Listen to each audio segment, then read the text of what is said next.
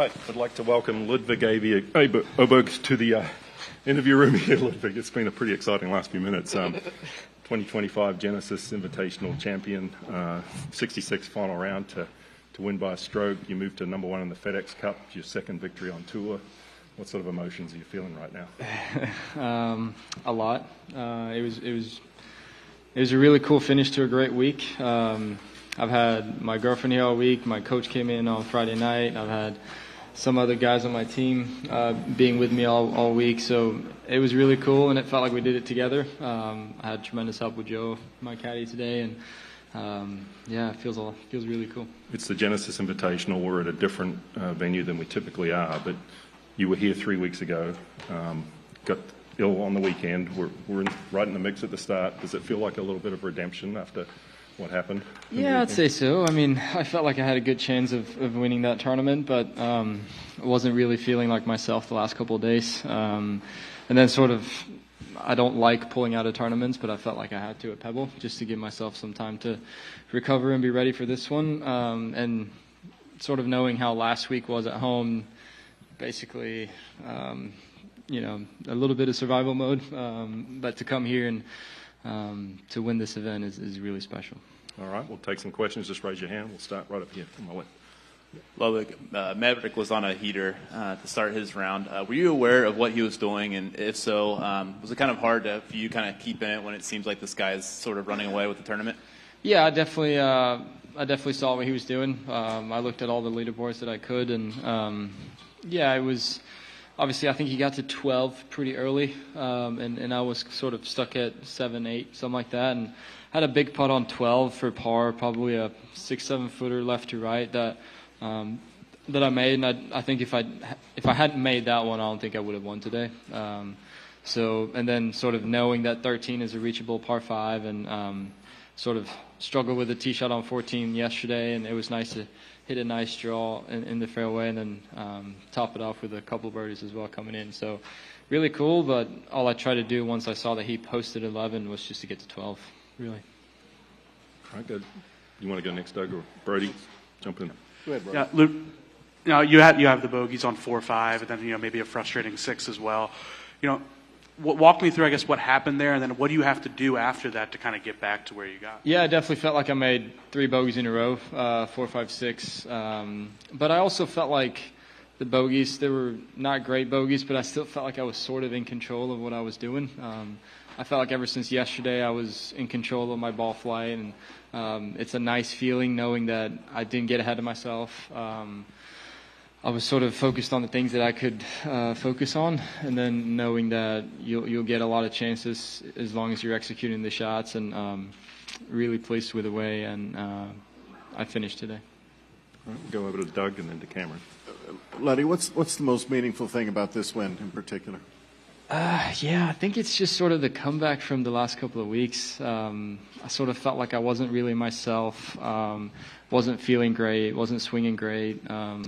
Sort of struggled a little bit at home last week with how I was playing, and it was nice to come here sort of starting to feel like myself again, and physically getting there, and it means a lot. Obviously, this is the best field in golf, and to be able to do what I did today is definitely going to help me going forward in the future. And secondly, the shot on 14, I'm kind of curious about that. Back pin can get a little bit scary. Yeah. Wonder if you could just talk about what you hit in the shot. Yeah, it's a tricky shot. I had a pitching wedge number today, but I hit a 9-iron just to sort of get the spin down. But it's also sort of a dangerous shot because if you tug it a little bit, it goes over and down in the hazard. So it was one of them that I'm gotten better at, sort of that flighted iron shot. And a couple of years ago, I couldn't do that, but it was cool to sort of pull that off when I needed to and give myself a chance to make a birdie. But it's a sneaky hole, and I'm proud of the way that I first hit the tee ball, but then also the second shot. Okay, Cameron, go ahead. Ludvig, you said over here. You said the other day that you still had a couple, 1 or 2 pounds to gain, and talking about sort of trying to eat everything you could see. What will you have tonight? What will your celebratory meal be? Oh, good question. I feel like this is my last my last day on the West Coast for quite some time, so I think in and out would be appropriate. I'm not going to be back on the West Coast for a while, so I think I'll take advantage of that opportunity. Who we got next? Adam, go ahead. Along those lines, where'd you end up taking your girlfriend for Valentine's Day? We had takeout. We got takeout to eat at the house. It was a mutual decision to not sort of go through the rush and the hecticness of Valentine's Day, and I think that was a good decision on both parts. On a bigger picture, you didn't have a victory last year. There's such expectations behind you. Not winning in 1 year isn't that long of a time, but to you, did it feel like it's been a while since you've won? Oh, absolutely. It felt like a lifetime. Well, yeah, I think so. I mean, it is hard winning on the PGA Tour. They're the best players in the world, and anytime you have the opportunity to win, it's a cool feeling to try to win a golf tournament coming down to the last couple holes. And today I executed the shots. I made a couple of putts, and that was the difference. But it just sort of it's very reassuring to know that I can sort of go from where I was a couple of weeks ago to winning a tournament in sort of a quick turnaround. Go ahead, Jack. Hey, Ludvig, just curious, when you were sick a few weeks ago, is that the sickest you've ever been in your life? Is there a moment that you remember where you were even more ill? It was definitely the first time in a long time that I was sick. I don't remember the last time I was sick. So, yeah, I mean, obviously I wasn't feeling very well. Yeah, it wasn't fun for anyone. Is there a reason why you decided to push through it and not withdraw?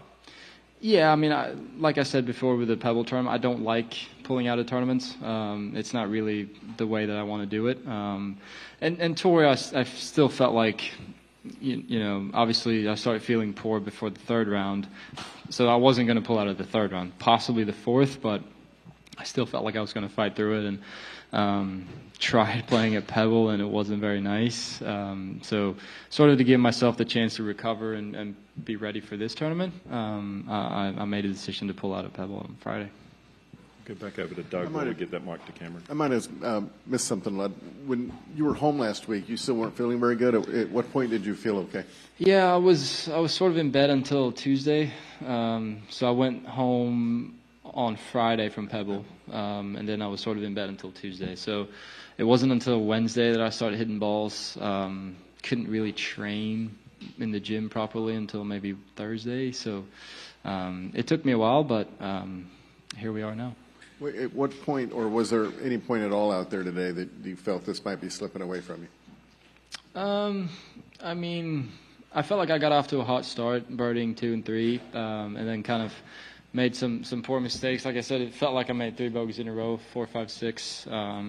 But again, I felt like Torrey Pines is a hard golf course, and there are bogeys sort of everywhere. But I still felt like I could execute the shots and be aggressive from the fairways. And I felt like when I made the putt on 15 that I was really in the hunt. And then I sort of just wanted to birdie one of the last. Was there any point you saw a leaderboard and you saw an 11 next to Mav's name that you surprised you? The number, not the name. What's that, sorry? The number, not so much the name. Just the yeah, I mean, I think once I saw that 11 was posted, I just tried to get to 12 as fast as I could. Cameron, you next, and we'll bounce over. Ludvig, I don't think anybody's particularly surprised to see you win. However, you are still pretty young, and I was wondering, is there some part of you that thinks this is sort of surreal when you're out there doing interviews and Tiger Woods suddenly shows up right behind you, and a guy who I've imagined you watched on TV win 8 times out here? Is there some part of you that just sort of can't believe like how fast this has happened? Yeah, a little bit, absolutely. I mean, I spoke with Tiger a couple of weeks ago at the TGL in West Palm Beach, and that was the first time that we really spoke and had a conversation. And I mean, to win his event, and you know, he means so much to our game and to our tour, and it's really cool. It means a lot, and I mean, he is the GOAT, so absolutely. Love it. From afar, it looks like you and Joe are having fun out there. You seem pretty carefree. I know this is a job and it's business, but are you able to have fun being out there, especially coming down the stretch? Are you able to, I guess, enjoy it in the moment? Yeah, absolutely. I think it's important. I think it's important to have fun. Like you said, it is a business, and it is we're professionals, but you still need to have fun. Trying to win a tournament coming down the last couple holes is the most fun you'll ever have, I think, and that was the case today, and I think I used that to my advantage. Winning is fun, but also being in that situation and in contention, trying to win, and sort of everything that goes through your mind, and the adrenaline and the excitement and the nerves, everything that comes with it is really fun. All right. One more over on the left. Over here, you're known as a very fast player. Don't take a lot of time behind the ball. As the pressure cranks up when you're in contention, how do you prevent yourself from going too fast, but also not going too slow and breaking your normal rhythm? Yeah, that's a good question. I sort of had the tendency to get a little bit fast at times, and I could definitely feel when I made a putt on 15 that I'm like, oh, you need to slow down a little bit, dude. And I try to breathe as much as I could coming down the last probably 3-4 holes. Just so, like you said, you don't want to rush things. Although I am fast, I just want to walk faster, talk faster, do all these things faster. And I felt like I've gotten better at it lately, but it's still a skill and it's really difficult. But I like to keep it fast, but sometimes it gets a little too fast. Go ahead, Rex. How old you would have been really young in 2008 when Tiger won the U.S. Open here? Do you remember watching that at all? I must have been 8, so no, not really. I mean, I remember sort of watching the tournament. I don't vividly remember it, though. I do remember videos from it. Obviously, the putt that he made on 13 on Saturday and the putt on 18 when he won. But yeah, it's quite surreal. We talked about it sort of on the last green, and I asked him if this was his favorite tour stop, and it's just surreal sort of talking to him about those things. Yeah. Did you realize your putt on 18 was very similar to what he had in 2008? Yeah, I guess his was a little bit longer. Yeah. But it was similar line, so yeah, that's pretty cool. Across the Doug again. When you think about what you want to achieve for the year, even if you're playing well and winning's hard out here, what does actually having a win do to go forward for the rest of the year? Yeah, it's really nice getting off to a good start. Obviously, the season is long, but all we try to do is play as good as we can and prepare as good as we can for every tournament. But yeah, like you said, it sort of takes away a lot of the early pressures, if you will. You don't have to chase things. Getting a win means a lot to me, and that's what I was pretty bummed that I didn't get to win a tournament last year. But it's really nice to be able to do it again, and it's almost addicting to walk down those last couple of holes and just want to do it again. All right, everybody got what they need?